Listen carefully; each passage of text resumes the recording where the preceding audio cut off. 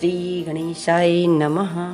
ओम नमः शिवाय, ओम नमः शिवाय, ओम नमः शिवाय।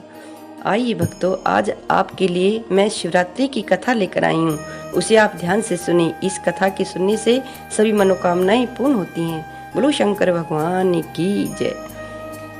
शिवरात्रि व्रत का विधान और उसकी महिमा। ऋषियों ने कहा, हे सूत जी, आप धन्य हैं, आप करते करते हैं और आपका जीवन भी धन्य है, जो कि आप महेश्वर की ऐसी पवित्र कथा सुनाते हैं। हे सूत जी, अब आप हमें ये बतलाइए कि किस ऐसे व्रत के करने से शिव जी संतुष्ट होकर वास्तविक सुख को देते हैं, उसको आप सविस्तार मुझसे कहें। सूत जी बोले, हे श्रेष्ठ मुनियों, आप लोगों ने मुझसे यह अच्छा प्रश्न किया है, जिसे मैं वर्णन करता हूँ। एक समय ब्रह्मा और विष्णु पार्वती जी ने भी परमात्मा शिव जी से इस प्रश्न को पूछा था कि हे शिव जी, किस व्रत को करने से आप भक्ति मुक्ति को देते हैं। श्रोताओं के इस प्रकार के वचनों को सुन कर शिव जी बोले, भक्ति मुक्ति के देने वाले मेरे अनेक व्रत हैं, परंतु उनमें 10 मुख्य है। विष्णु, प्रत्येक अष्टमी को रात्रि में भोजन करना चाहिए और कलाष्टमी के दिन रात्रि को भोजन छोड़ देना चाहिए। शुक्ल पक्ष की एकादशी के दिन भी छोड़कर कृष्ण पक्ष की एकादशी के दिन मेरा पूजन कर रात्रि में फलाहार करना चाहिए। शुक्ल पक्ष की त्रयोदशी के दिन रात्रि में भोजन कर ले और शिव व्रतधारियों को कृष्ण पक्ष की त्रयोदशी को कदापि भोजन नहीं करना चाहिए। दोनों पक्षों में सोमवार के दिन शिव व्रतधारियों को रात्रि में भोजन करना चाहिए। हे द्विजों, इन उपरोक्त के व्रतों को द्विजों को नियम पूर्वक करना चाहिए। जो मनुष्य इस व्रत का त्याग करते हैं वे अगले जन्म में चोर होते हैं। शिव का पूजक रुद्र जप शिवालय में उपवास तथा काशी में मरने से सनातनी मुक्ति प्राप्त होती है। भगवान, पूर्वोक्त चारों व्रतों में भी शिवरात्रि का व्रत बलवान माना गया है। भक्ति मुक्ति की इच्छा करने वाले को यह व्रत अवश्य करना चाहिए। यह व्रत समस्त मनुष्यों के उत्तम धर्म का साधन है। विप्रो, कामना रहित और कामना युक्त चारों आश्रमों के सब मनुष्य तथा स्त्री बालकों के धर्म का व्रत कहा गया है। यह व्रत संपूर्ण देवतादी और देहधारी मनुष्यों का हित करने वाला है। माघ के कृष्ण पक्ष में त्रयोदशी तथा रात्रि में व्याप्त होने वाली किसी और तिथि से मिश्रित हो तो उसे ग्रहण करना चाहिए। ऐसा करने से कोटि हत्याओं का नाश होता है। हे केशव, उस दिन प्रातःकाल से जो कुछ भी होता है उसे ध्यान पूर्वक सुनिए। बुद्धिमान को प्रातःकाल उठकर स्नान आदि नित्य क्रम से निवृत्त होकर शिवालय में जाकर विधि पूर्वक शिव को नमस्कार कर संकल्प करे कि हे देवों के देव महादेव, हे शरणागत वत्सल, हे त्रिलोचन, हे नीलकंठ, मैं आपको बारंबार नमस्कार करता हूँ। मैं यह संकल्प लेता हूँ कि आपके इस व्रत का मैं आप संकल्प करके पूजा की सामग्री सहित शास्त्रों में प्रसिद्ध ज्योतिर्लिंग को सुंदर स्थान में उपासना करके पूजा के निमित्त उस सामग्री को शिव की समक्ष सितर कर फिर यह व्रती मनुष्य विधि पूर्वक स्नान कर शुभ वस्त्र को धारण कर 3 बार आचमन कर पूजन को प्रारंभ करे। ओम नमः शिवाय नामक मंत्र को जप कर गीत तथा बाजे नृत्य के सहित भक्ति भाव से युक्त हो पंडित पहले प्रहर में पूजन करे। जिस मंत्र का जो द्रव्य हो उसी मंत्र से पूजा करे। बिना मंत्र के शिव जी की पूजा न करे। मंत्र में ओम नमः शिवाय जपते हुए श्रेष्ठ पार्थिव लिंग का निर्माण करे और नित्य क्रिया के पश्चात ही पूजे। अनेक स्तोत्रों से शिव जी को संतुष्ट करे। व्रत के माध्यम को पढ़े और जब समाप्ति हो की इच्छा हो तो उसे सुने। चारों प्रहरों में शिव की मूर्तियों की पूजा करे, महोत्सव करे, रात्रि जागरण करे, प्रातःकाल फिर स्नान कर शिव की स्थापना कर पूजन करे, फिर प्रार्थना कर हाथ जोड़कर सिर झुकाकर बार बार कंधे झुकाकर प्रणाम करता हुआ व्रत को समाप्त करे और यह कहे कि हे स्वामिन, हे महादेव जी, मैं आपकी आज्ञा से किया हुआ सुंदर व्रत समाप्त हुआ।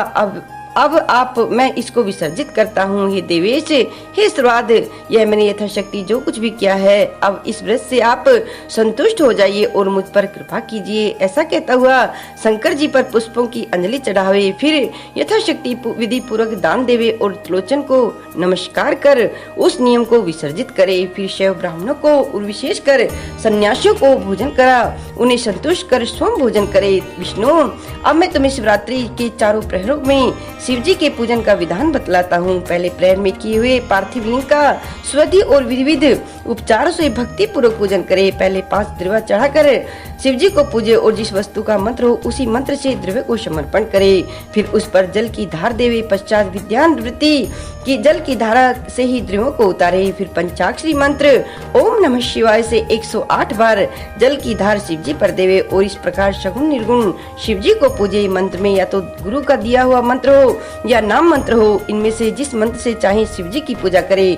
पूजन में सुंदर चंदन, अखंडित चावल, काला तिल लेवे। पुष्पों में कमल, सौंफ और कनेर के पुष्प ले तथा उनके मंत्र से शिवार्चन करे और भव, शर्क, रुद्र, पशुपति, उग्र, महान, भीम, ईशान इन 8 नामों को कहता हुआ उन पर पुष्प चढ़ावे। पकवान सहित नैवेद्य भी चढ़ावे। श्रीफल, बेर, नारियल और तांबुल भी अर्पित करे। पश्चात नमस्कार कर ध्यान गुरु मंत्र तथा मेरे इस पंचाक्षरी मंत्र को जप कर शंकर को प्रसन्न करे। फिर धेनु मुद्रा दिखाए। फिर निर्मल जल से तृप्त करे। फिर यथाशक्ति 5 ब्राह्मणों को भोजन कराने का संकल्प ले और जब तक का समय हो महोत्सव करे, प्रसाद बांटे, फिर विसर्जन करे। इसी प्रकार दूसरे प्रहर में संकल्प कर पहले की भांति ही द्रव्यों को सहित शिव जी की पूजा करे और पहले से इस मंत्र का उच्चारण करे। फिर इस समय के अंतर्गत की विसर्जन और ब्राह्मण भोजन आदि का संकल्प करे। तीसरे प्रहर में अन्य सभी कर्म पहले के ही समान करे, किंतु यज्ञ के स्थान में गेहूं तथा आग के पुष्प अर्पण करे। धूप, दीप, नैवेद्य तथा अनेक प्रकार की शाखों से शंकर जी की पूजा करे। कपूर की आरती करे। अनार का अधहे दे। पहले से दूना जप करे। फिर दक्षिणा सहित ब्राह्मणों को भोजन का संकल्प कर समाप्ति करे, उत्सव करे और इस प्रकार तीसरे प्रहर की समाप्ति तक सारे कर्म निपटा लेवे। पश्चात चौथा प्रहर प्रारंभ होते ही इसी प्रकार उसके विधान सहित शिव जी की पूजा करे। इस प्रकार से शिव जी पर उड़द, मूंगनी, मूंग, सप्त धान्य, शंख पुष्पी, बेलपत्र, मिष्ठान और नैवेद्य को चढ़ावे तथा उड़द से बने हुए पकवान से सदाशिव को प्रसन्न करे। ऋतु के फलों से या केले के फलों से अधरे दे। विद्यावृत्ति दूना जप करे। फिर यथाशक्ति ब्राह्मण भोजन का संकल्प ले। भक्तिपूर्ण गाद वाद्य का उत्सव करे। भक्तजनों से उत्सव की शोभा बढ़ावे। रात भर अरुणोदय तक इसी प्रकार समय बितावे। प्रातःकाल सूर्योदय होने पर स्नान कर फिर शिवार्चन पर करे। अनेक प्रकार की पूजा के भेदों से अभिषेक कर अनेकों दान दे। सन्यासियों के भोजन का संकल्प करे। शिव जी को नमस्कार कर शिव जी पर पुष्पों की अंजलि देवे। मंत्रों से स्तुति करे। फिर यह कहते हुए कि हे कृपा निधि, मैं आपका हूँ, सर्वदा आपकी शरण हूँ। जो उचित हो कीजिए। मैंने यथा योग्य जो कुछ भी किया है इस व्रत से आप संतुष्ट हो जाइए और अपनी दयालुता का परिचय दीजिए। हे शंकर जी, मेरे इस व्रत से आप मुझ पर प्रसन्न होइए। हे भूतनाथ, हे सुखदायक शंकर जी, आप मुझसे प्रसन्न होइए। हे महादेव जी, मैं आपसे यह मांगता हूँ कि अब जब कभी मुझे जन्म लेना पड़े तो मैं किसी भक्त के यहाँ जन्म लूँ, किसी अभक्त के यहाँ नहीं। मेरे कुल में सदैव आपका कीर्तन होता रहे। ऐसा कहते हुए पुष्पों की अंजलि शिव जी पर समर्पित करे। फिर ब्राह्मणों से आशीर्वाद ले, तिलों को ग्रहण करे। पश्चात विसर्जन करे। जो इस प्रकार शिव जी का व्रत करता है उसे शिव जी कभी भी विलग नहीं रहते। उसका फल कहने में मैं असमर्थ हूँ। मेरे ऐसे भक्त के लिए मेरे पास कुछ भी अदेय नहीं है। प्रत्येक मास में भक्तजन ऐसा व्रत कर सकते हैं। फिर उद्यापन करा, पुराण फल लेवे। इस व्रत के करने से मैं संपूर्ण दुखों का नाश कर मनोवांछित फल देता हूँ। शिव जी के हितकर वचनों को सुनते ही विष्णु जी में अद्भुत तेज आ गया और उन्होंने सब भक्तों के समक्ष इस व्रत को किया। इति श्री शिव महापुराण चतुर्थ कोटि संहिता का 38वां अध्याय समाप्त। बोलो शंकर भगवान की जय।